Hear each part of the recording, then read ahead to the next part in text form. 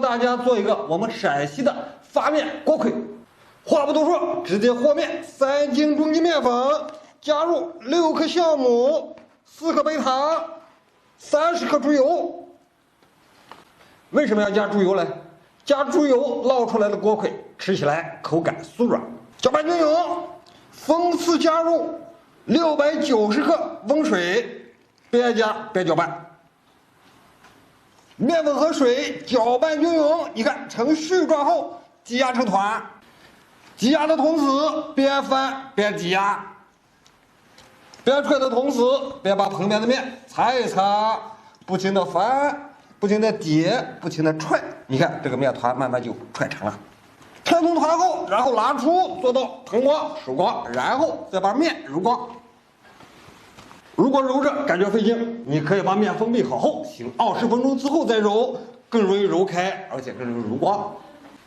揉面时朝着一个方向，边压坑边叠，边压坑边叠，让面滚动起来，把面边揉光，然后再叠起来，继续揉，揉成团，揉光，揉成团的面，放入盆中。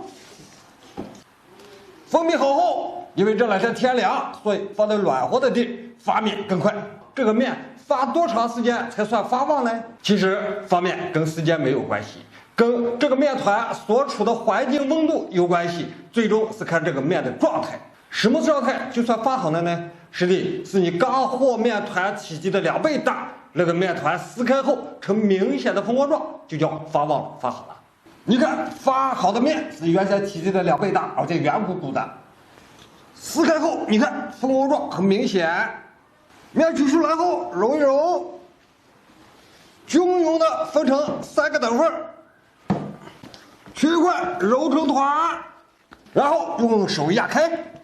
取一个面团，首先用擀杖朝着一个方向先压一压，边转边压，边转边压，你看把面团就慢慢压开了。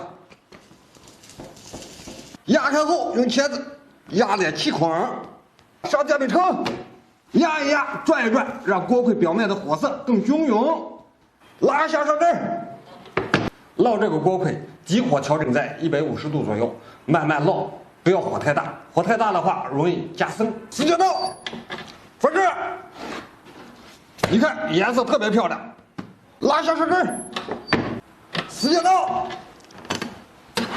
你看这边也很漂亮，出锅。你看烙好的锅盔，表皮黄润酥脆。切开，你看沫瓤很松软。锅盔烙好了，但是我们陕西人吃锅盔就爱就着辣椒吃。热油下蒜炝锅，再下入青红椒、翻炒，调入盐，继续翻炒，最后加入少许味精，翻炒均匀出锅。这就是我们陕西人的最爱锅盔辣子夹馍。面一定要发旺，一面烙8分钟，然后翻个之后再烙5分钟，锅盔就湿了。这个锅盔就是我们陕西的家常饭，而且家家都会烙，人人都爱吃。今天的锅盔教学就到这里。